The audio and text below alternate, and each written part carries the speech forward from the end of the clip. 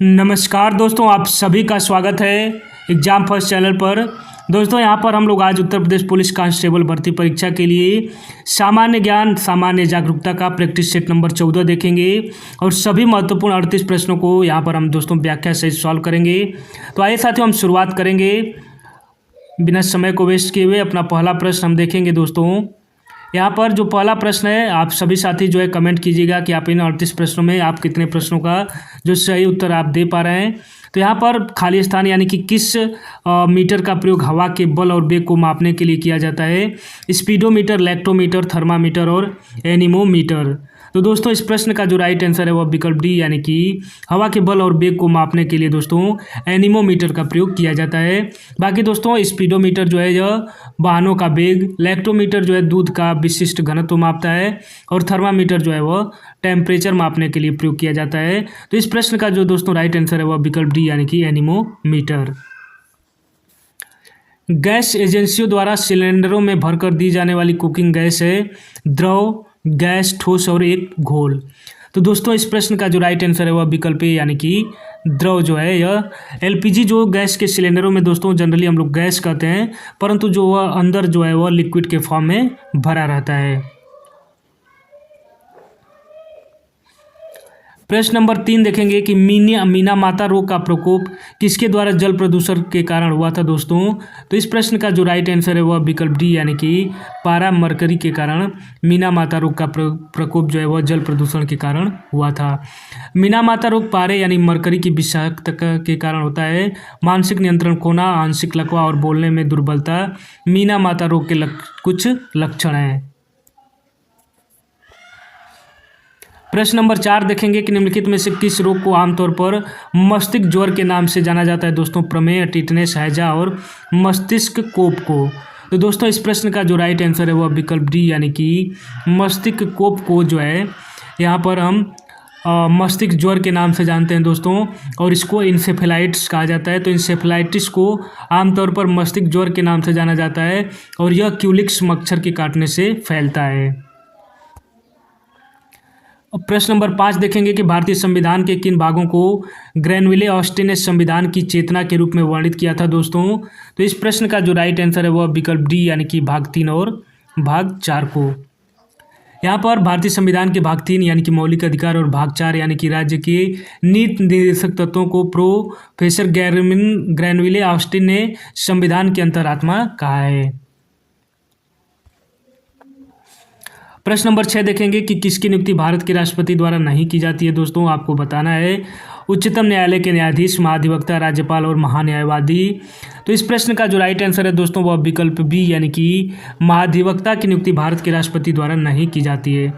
संविधान का अनुच्छेद 167 दोस्तों याद करेंगे क्या? अनुच्छेद 167। तो दोस्तों अनुच्छेद 167 के तहत राज्य सरकार के विधिक सलाहकार जिसको महाधिवक्ता की नियुक्ति यह जो है राज्यपाल के द्वारा की जाती है, और बाकी अन्य सभी की नियुक्ति भारत के राष्ट्रपति द्वारा की जाती है, जैसे उच्चतम न्यायालय के न्यायाधीश, राज्यपाल और महान्यायवादी। तो यहाँ पर दोस्तों जो महाधिवक्ता का पद है यह वह राज्य के राज्यपाल के द्वारा जो है यह नियुक्त किया जाता है, और किस अनुच्छेद के तहत दोस्तों? 167 के तहत। प्रश्न नंबर 7 की राज्य की विधान परिषद को समाप्त करने का अधिकार किसे के पास है? राष्ट्रपति, प्रधानमंत्री, संसद और उस राज्य की विधानसभा। तो दोस्तों इस प्रश्न का जो राइट आंसर है वह विकल्प सी यानी कि संसद के पास है दोस्तों। किसके पास है? संसद के पास। भारतीय संविधान का अनुच्छेद 169 याद रखेंगे, अनुच्छेद 169 में उल्लिखित किया गया है कि विधान परिषद के सृजन का अधिकार संसद को दिया गया है तथा इसका विघटन का अधिकार भी किसके पास है दोस्तों? संसद के पास है। अब दोस्तों प्रश्न नंबर 8 लिखा है कि आर्यभट्ट था एक प्रसिद्ध। तो दोस्तों यहाँ पर थोड़ा सा गलत लिखा है, यहाँ पर यह लिखना चाहिए कि आर्यभट्ट थे, यानी कि आर्यभट्ट थे एक प्रसिद्ध चिकित्सक, खगोलवेत्ता, चित्रकार और वैज्ञानिक। तो दोस्तों इस प्रश्न का जो राइट आंसर होगा वह विकल्प सी यानी कि जो आर्यभट्ट जी थे वह क्या थे? एक खगोलवेत्ता थे। आर्यभट्ट प्राचीन भारत के एक महान खगोलवेत्ता, ज्योतिषविद और गणितज्ञ थे। इन्होंने मात्र 23 वर्ष की अवस्था में आर्यभट्टियम ग्रंथ लिखा था।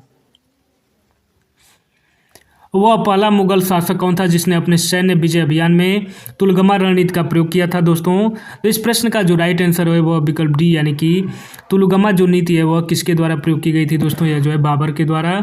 तो बाबर पहला मुगल शासक था जिसने अपने सैन्य विजय अभियान में तुलगमा युद्ध नीति का प्रयोग किया था।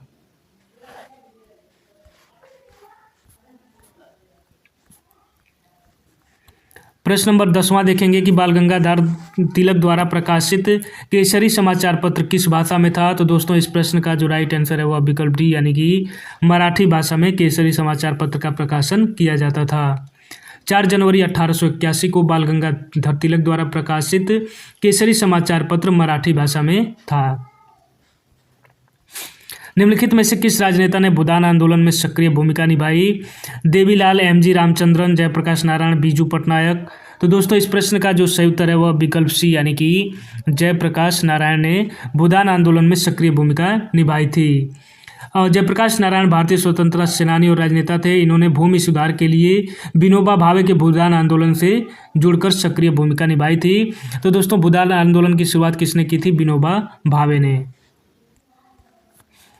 काकोरी रेलगाड़ी लूटपाट की योजना रामप्रसाद बिस्मिल और इनके साथ कौन थे दोस्तों? तो इस प्रश्न का जो राइट आंसर है वह विकल्प सी यानी कि रामप्रसाद बिस्मिल जी के साथ अशफाक उल्ला खां जो है यह मुख्य भूमिका में थे काकोरी रेलगाड़ी लूटपाट की योजना में।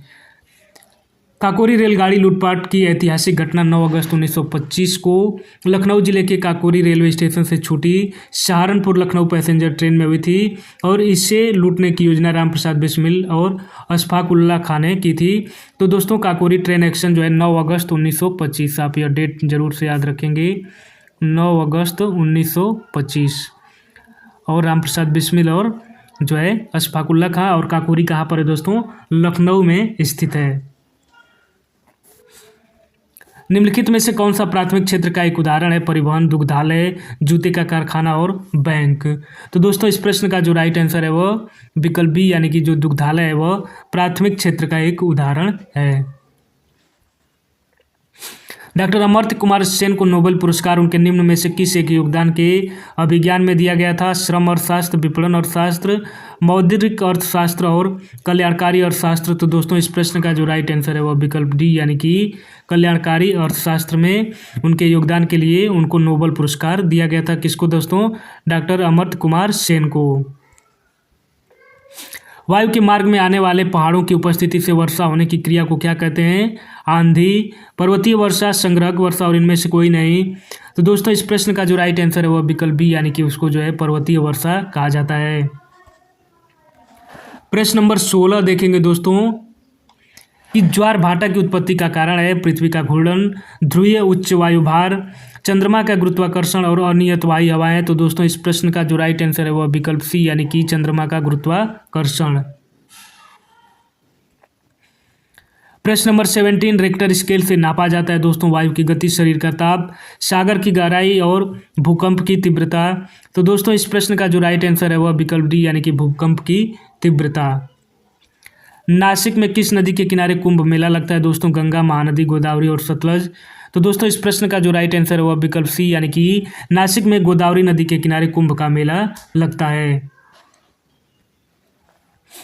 भारत की सबसे बड़ी मीठे पानी की झील कौन सी है दोस्तों? तो इस प्रश्न का जो राइट आंसर है वह विकल्प डी यानी कि बुलर झील जो है वह भारत की सबसे बड़ी मीठे पानी की झील है और यह झील कश्मीर में अवस्थित है।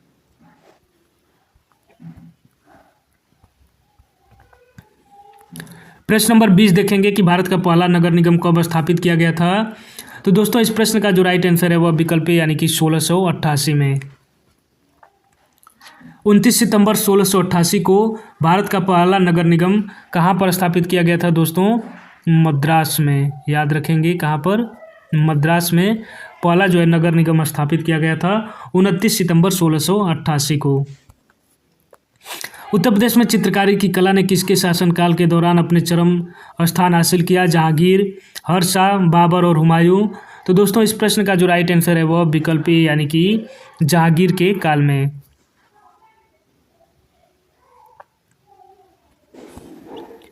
22 नंबर के उत्तर प्रदेश में बारिश के मौसम में निम्नलिखित में से कौन से गीत गाए जाते हैं? बिरहा, रसिया, चैती और कजरी। तो दोस्तों इस प्रश्न का जो राइट आंसर है वह विकल्प डी यानी कि कजरी जो है वह लोकगीत गाया जाता है बारिश के मौसम में। महर्षि वाल्मीकि आश्रम ब्रह्मवर्त में स्थित था जो वर्तमान में उत्तर प्रदेश के किस जिले में है? तो दोस्तों इस प्रश्न का जो राइट आंसर है वह विकल्प ए यानी कि बिठूर में है। कहाँ पर है दोस्तों? बिठूर में है।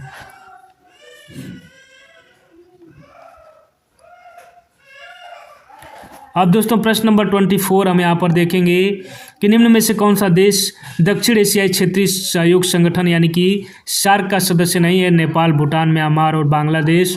तो दोस्तों इस प्रश्न का जो राइट आंसर है वह विकल्प सी यानी कि सार्क का सदस्य कौन सा देश नहीं है दोस्तों? म्यांमार नहीं है। प्रश्न नंबर 25 देखेंगे कि वानिकी अनुसंधान के क्षेत्र में भारत का सबसे बड़ा सरकारी संगठन कौन सा है दोस्तों? तो इस प्रश्न का जो राइट आंसर है वह विकल्प है यानी कि भारतीय वानिकी अनुसंधान एवं शिक्षा परिषद। भारतीय वानिकी अनुसंधान एवं शिक्षा परिषद वानिकी अनुसंधान के क्षेत्र में सबसे बड़ा सरकारी संगठन है। इसकी स्थापना केंद्रीय पर्यावरण एवं वन मंत्रालय के अंतर्गत 1991 में हुई थी और इसका मुख्यालय दोस्तों देहरादून यानी कि उत्तराखंड में स्थित है।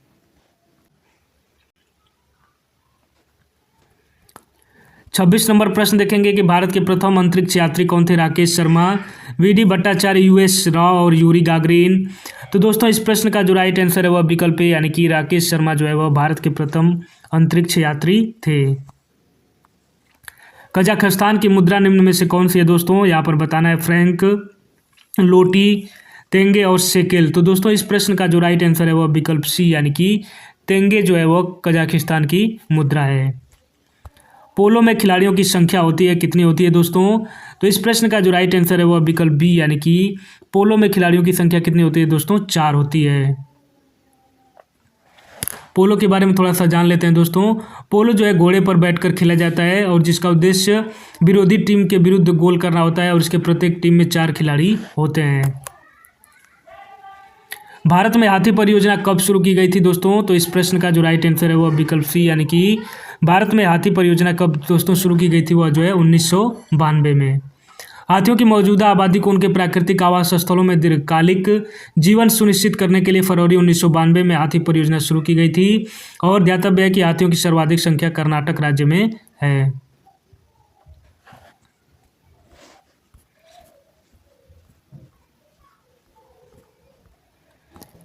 तीसवां प्रश्न देखेंगे कि निम्नलिखित में से विश्व का प्रथम संचार उपग्रह कौन सा था? तो दोस्तों इस प्रश्न का जो राइट आंसर है वह जो है विकल्प सी यानी कि टेलस्टार 1 जो है यह विश्व का प्रथम संचार उपग्रह था।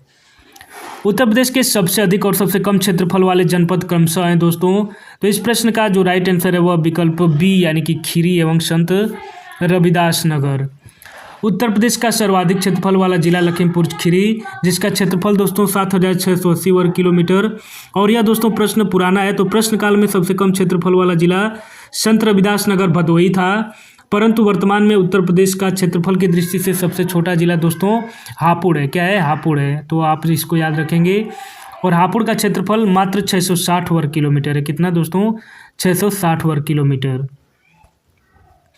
गंगा नदी उत्तर प्रदेश के किस जनपद से प्रवेश करती है दोस्तों? तो इस प्रश्न का जो राइट आंसर है वह विकल्प है यानी कि गंगा नदी उत्तर प्रदेश के बिजनौर जनपद से प्रवेश करती है और उत्तर प्रदेश के 28 जिलों से होकर के बहती हैं दोस्तों। गंगा जी उत्तर प्रदेश के 28 जिलों से बहती हैं, बिजनौर से प्रवेश करती हैं और गंगा नदी जी के किनारे स्थित प्रमुख शहर प्रयागराज, वाराणसी, कानपुर, कन्नौज, मिर्जापुर, गाजीपुर, बलिया आदि हैं।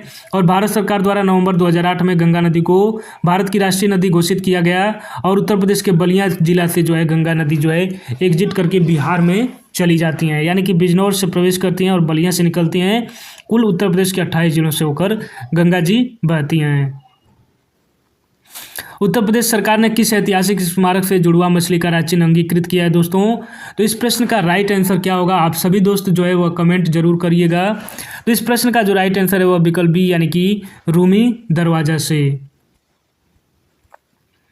और निम्नलिखित में से कौन सा उत्तर प्रदेश का पारंपरिक संगीत नहीं है? रसिया, सावनी, ठुमरी और कालबेलिया। तो दोस्तों इस प्रश्न का जो राइट आंसर है वह विकल्प डी यानी कि कालबेलिया जो है यह उत्तर प्रदेश का पारंपरिक संगीत नहीं है। बाकी रसिया, ठुमरी और सावनी उत्तर प्रदेश का पारंपरिक संगीत है। कालबेलिया जो है यह राजस्थान में प्रचलित पारंपरिक संगीत नृत्य शैली है, जबकि अन्य सभी उत्तर प्रदेश की संगीत नृत्य शैलियाँ हैं। कालबेलिया नृत्य सपेरों की एक जाति के द्वारा किया जाता है। इस नृत्य में सिर्फ महिलाएं शामिल होती हैं तथा पुरुष केवल वाद्य बजाते हैं। कालबेलिया को यूनेस्को ने विश्व धरोहर सूची में भी सम्मिलित कर लिया है। हाल ही में किस राज्य में देश का सबसे बड़ा टाइगर रिजर्व स्थापित करने की घोषणा की गई? तो दोस्तों इस प्रश्न का जो राइट आंसर है वह विकल्प बी यानी कि मध्य प्रदेश में। हाल ही में पहला विश्व सतत परिवहन दिवस 2023 कब मनाया गया दोस्तों? तो इस प्रश्न का जो राइट आंसर है वह विकल्प सी यानी कि 26 नवंबर को।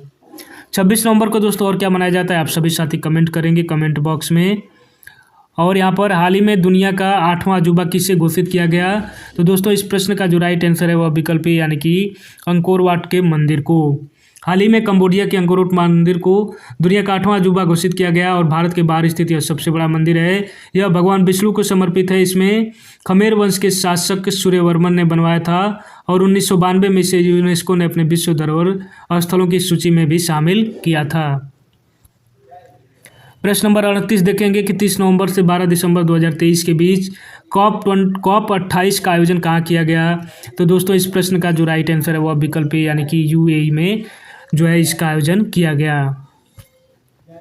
तो दोस्तों इस तरह से हमने उत्तर प्रदेश पुलिस कांस्टेबल भर्ती परीक्षा के लिए प्रैक्टिस सेट 14 के सभी महत्वपूर्ण प्रश्नों को यहाँ पर देखा है। तो जो भी साथी नए हैं फर्स्ट टाइम चैनल से जुड़ रहे हैं उन सभी साथियों से आग्रह है कि वह प्लीज़ चैनल को लाइक करें, वीडियो को शेयर करेंगे और पुराने साथियों से आग्रह है कि वह वीडियो को शुरुआत से अंत तक देखेंगे, क्योंकि दोस्तों एग्जाम फर्स्ट चैनल का टारगेट यह है कि आपको कम समय में ज़्यादा से ज़्यादा प्रश्नों का रिविजन करवा दिया जाए। तो दोस्तों इस तरह से हम 50 प्रैक्टिस सेट देखेंगे। तो आप सभी साथी जो है चैनल से जुड़ जाइए और दोस्तों सपोर्ट कीजिए एग्जाम फर्स्ट चैनल को। तो आप सभी दोस्तों का बहुत बहुत धन्यवाद। नमस्कार।